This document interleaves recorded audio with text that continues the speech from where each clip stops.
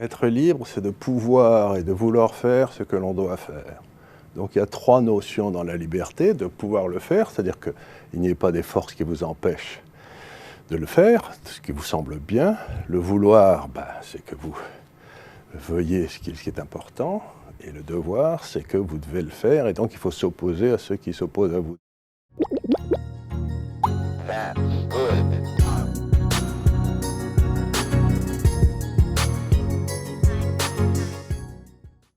Salut tout le monde. Alors aujourd'hui, comme vous l'avez vu dans l'intro, on va parler de Charles Gave, et plus largement de libéralisme et de liberté, même si avant ça, je vais faire une petite parenthèse sur un fait divers américain. Donc juste, Charles Gave, c'est un entrepreneur et essayiste français qui est fondateur de l'Institut des libertés. C'est quelqu'un dont on pourrait catégoriser le positionnement politique comme étant libéral-conservateur, on va dire. Gave est donc président de l'Institut des libertés, qui promeut ses idées à lui, notamment sur la chaîne YouTube éponyme. Et récemment, je m'intéressais à un sujet qui n'a pas grand-chose à voir, parce qu'il y a eu l'éviction de Tucker Carlson du network américain Fox News, et je suis tombé sur le format Daily d'opinion de l'Institut des libertés, où Charles Gave en parlait. Chez Fox News, il a carrément son émission attitrée depuis 2016, donc Tucker Carlson Tonight. Il est devenu, par la force des choses, au fur et à mesure que la gauche, le parti démocrate, se radicalisait, il est devenu un peu le porte-parole des gens raisonnables, des gens qui disent que c'est que ces sortes de fous, et qui recevaient les gens. Et il avait une popularité inouïe. Et là, il s'est fait virer en 24 heures. Alors on ne sait pas très bien pourquoi, mais il y a 2 explications. La première, c'est que Fox a perdu un énorme procès sur les machines Dominion, ça boîtier là, donc ils l'auraient rendu responsable. Je ne sais pas en quelle mesure il l'était.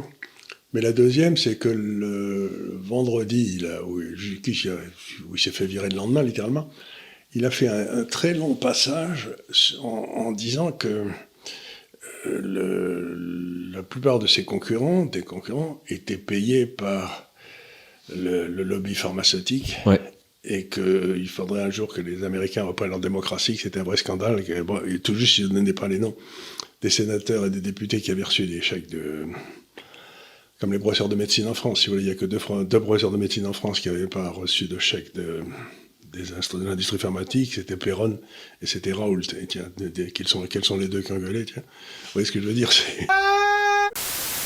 Alors comme je vous l'ai dit, on va avoir une réflexion bien plus large que ça aujourd'hui, on va parler de la notion de liberté en philo, parce que c'est au cœur de la réflexion de Gave ou d'autres libéraux d'ailleurs. On a parlé par exemple aussi de Gaspard Koenig, mais avant ça, ça me paraissait intéressant de montrer, par rapport à Charles Gave, que sa détestation de la gauche, y compris la gauche américaine, qui est quand même plutôt libérale, le pousse à dire que Carlson est le porte-parole des gens raisonnables. Alors je vais pas vous faire une liste exhaustive, mais ces dernières années, Tucker Carlson, il a quand même soutenu un certain nombre de choses très discutables, comme par exemple que les élections brésiliennes de 2022, qui ont vu la victoire de Lula, étaient truquées, que les élections américaines de 2020, qui ont vu la victoire de Biden, étaient truquées, que les noyades dans des baignoires tuaient plus d'enfants aux États-Unis que les armes à feu, ou encore qu'absolument aucun des manifestants de l'assaut du Capitole ne portait d'armes à feu. Bref, il n'a pas tellement de problème à affirmer des choses douteuses de façon lapidaire, des choses d'ailleurs qui à ce jour ne sont corroborées par aucune preuve. Et affirmer des choses sans preuve, c'est pas en fait une attitude raisonnable. Et peut-être le pire dans tout ça, c'est qu'en plus, il est même pas sincère, Carlson. Son soutien à Trump, visiblement, c'était purement un positionnement marketing. Et ça, on le sait grâce à des textos qui ont été révélés tout récemment dans le procès qui opposait Fox News à Dominion Voting Systems, justement du fait des accusations sans fondement qui avaient été faites sur Fox News à l'encontre de cette société qui vend du matériel de vote électronique. Un procès auquel la Fox a choisi de mettre fin en payant presque 800 millions de dollars quand même, à Dominion. Je vous laisse en tirer les conclusions qui s'imposent. Mais regardez juste la malhonnêteté de Tucker. New internal communications from some of Fox News' most prominent figures show concerns and misgivings some had about then-President Donald Trump's claims of election fraud. According to court documents, host Tucker Carlson texted a producer on January 4th, 2021, just 2 days before the Capitol attack. We are very, very close to being able to ignore Trump most nights. The conversation continues. Referring to Trump, Carlson says, "I hate him passionately. I can't handle much more of this." The private communications from Carlson are a sharp contrast to his public support for the former president. Voilà, là on a un gars dont l'essentiel des propos publics soutiennent Trump, et qui en fait en privé le déteste. C'est pas grave parce que Charles Gave étant d'accord avec lui, ça fait de Tucker Carlson le porte-parole des gens raisonnables. Bref, je m'éternise pas là-dessus, en vrai c'est très anecdotique pour nous français, mais c'est un événement assez important aux États-Unis, et comme Gave en a parlé, j'avais envie d'y réagir un peu pour montrer que déjà là, il y a un énorme biais de sa part. Mais comme je vous l'ai dit dans l'intro, ce qui va nous intéresser aujourd'hui vis-à-vis l'avis des libéraux, c'est plutôt des considérations philo, parce que moi, mon problème avec cette idéologie, ou plutôt avec ces idéologies, c'est que je pense qu'elles reposent sur des bases philosophiques qui sont pas très stables, en particulier en ce qui concerne la question de la liberté. Parce que c'est ça le libéralisme, hein. Fondamentalement, c'est un courant qui a une certaine idée de la liberté, et qui donc postule que les droits individuels sont centraux. Et par certains aspects, moi je peux être d'accord, je pense que dans certains cas, il est crucial de les défendre. Et au-delà de ça, dans le contexte de la naissance du libéralisme, donc on va dire en gros 18e siècle, il a permis un vrai progrès dans tout un tas de sociétés qui étaient encore très marquées par des systèmes de caste ou de classe de type un peu aristocratique. Et encore aujourd'hui, même si perso je me considère pas comme libéral, je pense qu'il y a aussi des potentiels bénéfices à tirer de ces idéologies, notamment sur tout l'aspect critique d'une bureaucratie ou d'une centralisation qui est parfois excessive en France. Cela étant, en ce qui concerne l'axiome de départ sur la liberté, je suis vraiment pas convaincu. Déjà parce qu'il y a plein de nuances de liberté et libéralisme, et on va y venir, mais surtout parce que ça veut dire quoi en fait, être libre? Et c'est une vraie question, hein. Et justement, Gav a une réponse à nous proposer que je vais vous passer tout de suite. Être libre, c'est de pouvoir et de vouloir faire ce que l'on doit faire. Donc il y a trois notions dans la liberté, de pouvoir le faire, c'est-à-dire qu'il n'y ait pas des forces qui vous empêchent de le faire, ce qui vous semble bien. Le vouloir, c'est que vous veuillez ce qui est important, et le devoir, c'est que vous devez le faire, et donc il faut s'opposer à ceux qui s'opposent à vous. Donc vous avez trois notions dans la liberté. Par exemple, est-ce que je peux créer une école en France? La réponse est très difficilement. Est-ce que je veux créer une école en France? Certainement, j'aimerais beaucoup en créer. Et d'ailleurs, c'est ce que je fais de plus en plus à l'Institut des libertés, c'est d'aider le domaine de l'éducation. Et est-ce que je dois le faire? Bien sûr, puisque l'école en France a été détruite par une assemblée de nocifs qui sévissent à l'éducation nationale et qui ont détruit ce qui faisait la force de la France, c'est-à-dire un système d'éducation remarquable. Oui. C'est un petit peu tristonné. Alors bon, la définition de Charles Gave, qu'il emprunte à Jean-Paul II, personnellement, elle me semble assez discutable. Et j'ai toujours le même problème avec la façon dont les libéraux, les libertariens, etc. parlent de liberté, c'est qu'ils ne prennent pas tellement en compte la nécessité ou les déterminismes. Souvent en attaquant Bourdieu d'ailleurs, comme s'il y avait que Bourdieu qui en avait parlé. Et vous savez très bien où je vais avec ces histoires. Parce que la définition de Jean-Paul II et Gave, là, elle appelle libre tout et n'importe quoi. Le fait de pouvoir faire quelque chose, par exemple, pour moi ce serait plutôt de l'autonomie ou de l'indépendance que de la liberté à proprement parler. Et en ce qui concerne le fait de vouloir faire quelque chose, ça non plus, ça vous rend pas nécessairement libre. Et là-dessus, si vous connaissez Spinoza, je vous apprendrai rien, mais évidemment j'ai un extrait de l'Éthique à vous lire. Je cite. Ainsi donc, l'expérience et la raison sont d'accord pour établir que les hommes ne se croient libres qu'à cause qu'ils ont conscience de leurs actions, et ne l'ont pas des causes qui les déterminent, et que les décisions de l'âme ne sont rien autre chose que ses appétits, lesquels varient par suite des dispositions variables du corps. Chacun, en effet, se conduit en toute chose selon la passion dont il est affecté.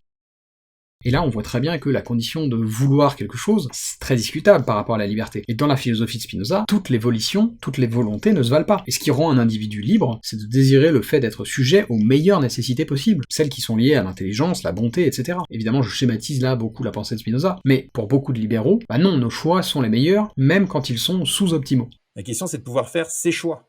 Et même si ces choix sont sous-optimum, c'est les miens, donc c'est les meilleurs.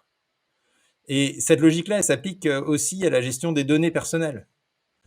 Dans un système néolibéral, on dit qu'il faut centraliser toutes les datas, toutes les données, mettez-moi des compteurs Linky partout, mettez-moi des caméras de reconnaissance faciale partout, parce que comme ça, on va centraliser, on va nudger, et on va améliorer le bien-être de la société. C'est un peu le raisonnement chinois.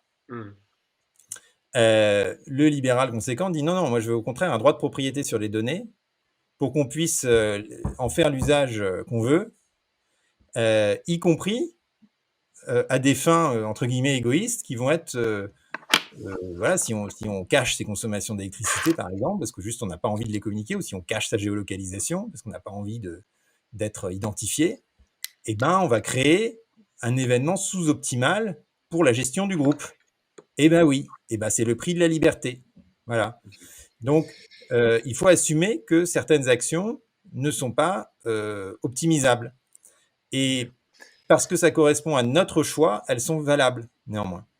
Elles sont légitimes. Donc ça, je pense que ça illustre bien la différence entre les deux philosophies. Donc ça, pour info, c'est Gaspard Koenig, c'est un philosophe et essayiste français qui se revendique aussi du libéralisme. Je pense qu'il serait pas forcément d'accord avec Gave sur tout, d'ailleurs, parce qu'il est quand même nettement moins conservateur que lui, mais il n'empêche que sur la question des choix, les deux s'entendraient plutôt bien, à mon avis. Et cette vision-là, des choix qui sont forcément les meilleurs pour l'individu, sous prétexte que c'est les leurs, pour moi, c'est une totale vue de l'esprit. Et d'ailleurs, c'est contredit par l'expérience, parce qu'on a tous déjà regretté des décisions qu'on a prises. Et la raison pour laquelle Koenig dit ça va exactement dans le sens du propos de Spinoza, en fait. C'est ça qui est paradoxal. Parce que pour Spinoza, la seule raison pour laquelle on se croit libre quand on agit selon nos désirs, c'est par ignorance des causes qui les déterminent. Bref, passons. La dernière chose que nous dit Gave dans sa définition de la liberté, c'est que c'est faire ce que l'on doit. Mais au regard de quoi est-ce qu'un individu juge qu'il doit faire quelque chose? Là encore, au regard de ses désirs, de ses besoins impérieux, et puis aussi de son code moral. Le problème, et Gave le dit d'ailleurs, c'est que la morale, au niveau individuel en tout cas, c'est quelque chose de très variable. Et là-dessus, il a raison, hein. Par contre, là où je suis moins d'accord, c'est sur la distinction rigide qu'il semble faire entre loi et morale. Et bien sûr, dans les faits, elle existe, hein, mais la frontière entre les deux, elle est poreuse. Mais je vais y venir. Qu'ils essayent de transformer une action légale de M. Fillon en une action immorale. Mais la morale, c'est une affaire individuelle. Je n'ai pas la même morale que M. Hollande, je n'ai pas la même morale que M. Macron, mais j'entendrai que ces gens-là respectent la loi, ce qu'ils ne font pas. Donc, ce que j'essaye encore une fois de dire, c'est que la seule façon d'être libre dans une société libre, c'est que chacun s'attache à respecter la loi et que la morale, c'est affaire individuelle. Je n'ai pas à recevoir de leçons de morale des journalistes. Dès qu'un type vous parle de morale, vous vous dites c'est une ordure. Quand par exemple M. Mitterrand apparaît de la force injuste de la loi, j'ai cru devenir fou, parce que cet homme qui est chargé de faire respecter la loi, il parlait de la force injuste de la loi. Et aujourd'hui, on en est dans la même situation 20 fois plus. 20 fois plus. 20 fois plus. On est aujourd'hui dans un débordement invraisemblable de moraline. Alors je sais que c'est toujours marrant de moquer ce qu'on appelle la moraline, parce que oui, bien sûr, il y a des gens qui ont des réflexes moraux un peu neuneux, et ça, il faut le critiquer. Mais la morale, ça a aussi un sens beaucoup plus noble. C'est quand même un champ d'étude de la philosophie, parce que c'est ça, l'éthique, c'est la philosophie morale. Et donc ça m'agace un peu quand on balaie comme ça les questions morales en disant que c'est purement individuel, parce que c'est pas vrai. Et nos lois se fondent sur des intuitions morales, parfois à tort, et c'est tout le problème des mauvaises lois qui sanctionnent des individus pour des comportements qui sont en vérité irréprochables. Mais l'objectif de nos lois, c'est de nous donner un cadre moral normatif qui fasse à peu près consensus. Et d'ailleurs, sur certains points, ça marche pas trop mal. Le fait que le meurtre et le viol soient punis par la loi, la plupart des gens s'y retrouvent. Pas nécessairement par probité morale d'ailleurs, mais simplement parce que c'est dans l'intérêt des individus d'exister au sein de structures collectives qui les protègent de ce genre de risque. Et là encore, j'ai un extrait de Spinoza à vous lire. Cette fois, c'est tiré du traité politique. Je cite. Or, la nature humaine étant ainsi faite, que chaque individu recherche avec la plus grande passion son bien particulier, regarde comme les lois les plus équitables celles qui lui sont nécessaires pour conserver et accroître sa chose, et ne défend l'intérêt d'autrui qu'autant qu'il croit par là même assurer son propre intérêt. Il s'ensuit qu'il faut choisir des conseillers dont les intérêts particuliers soient liés au salut commun et à la paix publique. Alors il y aurait sans doute quelques prescriptions à récupérer de l'ami Baruch concernant la représentativité des conseillers politiques là, mais au-delà de ça, concernant ce qui nous intéresse en l'occurrence, ce consensus légal, moral, au sein d'une communauté humaine, c'est ça qui fonde et qui fait l'intérêt de l'État, structure que les libéraux se plaisent à critiquer. Parfois à raison d'ailleurs, et je voulais vous faire écouter un autre extrait de Gaspard Koenig, avec lequel pour le coup je suis plutôt d'accord. Aujourd'hui on est encore dans un pays où on détermine rue de Grenelle si les enfants ont cours le mercredi après-midi ou pas, et ça dépend des situations, c'est pas la même chose au centre de Paris, c'est pas la même chose en Auvergne, c'est pas la même chose en Corse. Et donc, en fait, sur tous ces sujets, et c'est exactement la réponse que j'ai faite avant sur l'anticipation, la réponse viendra des acteurs eux-mêmes. Elle viendra certainement pas d'une personne, et encore moins d'un sauveur ou d'un président. En revanche, le rôle du responsable politique, c'est de mettre en place ces institutions qui font que les gens vont pouvoir donner leurs propres réponses de manière intelligente, informée, avec un bon système d'incitation. Et effectivement, ici, je pense que Gaspard Koenig a pas tort dans sa critique du jacobinisme à la française, qui, du fait de notre histoire, est assez excessif. Mais le problème, c'est que quand tu discutes avec certains libertariens, certains anards, etc., eux vont pousser le truc jusqu'à te dire que le mal, il est à la racine dans la notion d'État. Je sais d'ailleurs qu'il y en a qui m'écoutent, et bien sûr, je suis prêt à en discuter, mais de base, je suis pas tellement d'accord avec eux là-dessus. Et sur ce sujet, j'aimerais en remettre une couche avec Spinoza. De toute façon, il y aura que des citations de Spinoza aujourd'hui, donc comme ça, c'est réglé. Et donc, dans l'éthique, précisément dans la 4e partie, Spinoza nous dit ceci. Afin donc que les hommes puissent vivre en paix et se secourir les uns les autres, il est nécessaire qu'ils cèdent quelque chose de leur droit naturel et s'engagent mutuellement pour leur commune sécurité à ne rien faire qui puisse tourner au détriment d'autrui. Cette société, fondée sur les lois et sur le pouvoir qu'elle a de se conserver, c'est l'État. Et ceux qu'elle couvre de la protection de son droit, ce sont les citoyens. Et donc bien sûr, dans l'état de nature, ce que dit Gave, c'est vrai, la morale n'est qu'une affaire individuelle. En revanche, au sein d'une société, si, là, elle devient une affaire collective, par le biais de la loi. Et moi, la raison pour laquelle je pense qu'on a besoin d'une structure comme l'État, c'est justement parce que je suis spinoziste dans ma conception de l'être humain, que donc je vois l'État comme une forme de mal nécessaire, on pourrait dire, qui va orienter les comportements humains vers un socle commun désirable, justement parce qu'ils ne sont pas vraiment libres lorsqu'ils sont isolés. Et c'est exactement ce que dit la dernière proposition, la 73 de la 4e partie de l'éthique, ne vous inquiétez pas, c'est très court. L'homme qui se dirige d'après la raison est plus libre dans la cité où il vit sous la loi commune que dans la solitude où il n'obéit qu'à lui-même. Et personnellement, je suis sincèrement convaincu de ça. Et je suis prêt à en discuter encore une fois. Mais là où je veux en venir, c'est que, à mon avis, c'est se tromper sur la nature humaine de penser que l'État ne peut pas lui être utile. Et je répète que je reste tout à fait favorable à tout un tas de mesures de décentralisation qui sont portées par des libéraux notamment, parce qu'effectivement, c'est pas forcément très malin, par exemple, d'empêcher la Corse d'expérimenter le revenu universel. Et moi, j'ai aucun problème avec ça. Mais le truc, c'est que dans le discours libéral, j'entends aussi souvent que l'obéissance à l'État, c'est un truc d'esclave, que les gens renoncent trop facilement à leur liberté, etc., etc. Et en fait, c'est juste que tout le monde ne considère pas la liberté comme eux. Et on va y venir en conclusion. Mais donc, cette fixette sur les libertés individuelles, qui entre parenthèses est un terme un peu vague quand même, mais c'est quelque chose qui était beaucoup défendu par Charles Gave pendant le Covid. Et c'est aussi un peu ce que dit Gaspard Koenig. Et ça, c'est intéressant parce que là, on voit un point d'accord, alors que Koenig est quand même un libéral nettement moins conservateur que Gave. Mais pour lui aussi, les choix individuels sont essentiels, et les citoyens français, ils considèrent que, en fait, ils renoncent trop facilement à leur liberté. Je vous passe un nouvel extrait où il en parle. Ce qui me fait un peu peur quand même, c'est la facilité avec laquelle les gens acceptent de se dépouiller de leur liberté et de considérer que les libertés publiques sont bonnes à prendre en temps de calme, mais dès qu'il y a la moindre crise, hop, immédiatement on renonce à tout. On l'a bien vu sur, évidemment, la crise sanitaire. Et s'habituer à ça, c'est très dangereux.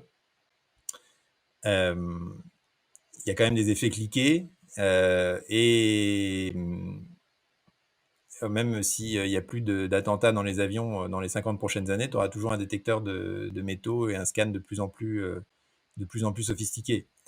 Et c'est un peu comme ça dans l'ensemble des domaines.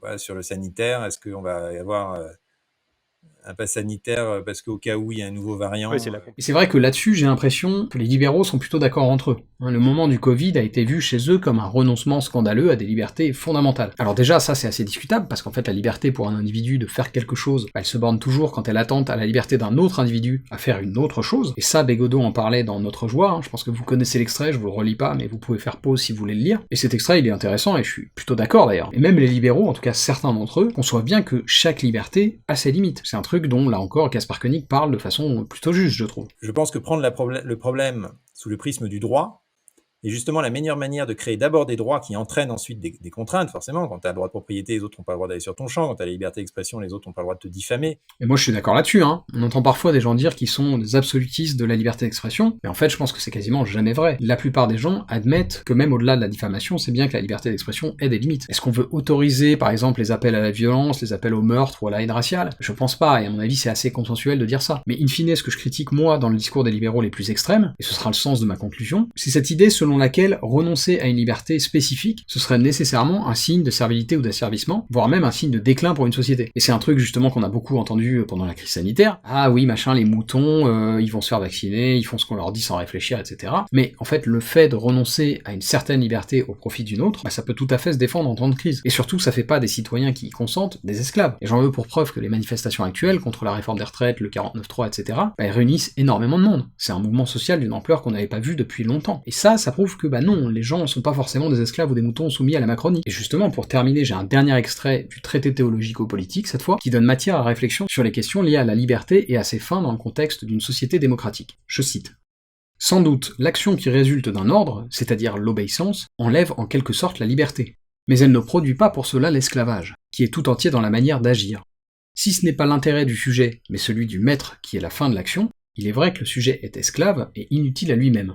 Mais dans une république et en général dans un État où le salut de tout le peuple et non de l'individu qui commande est la suprême loi, celui qui obéit en tout au souverain pouvoir ne doit pas être regardé comme un esclave inutile à soi-même, mais comme un sujet.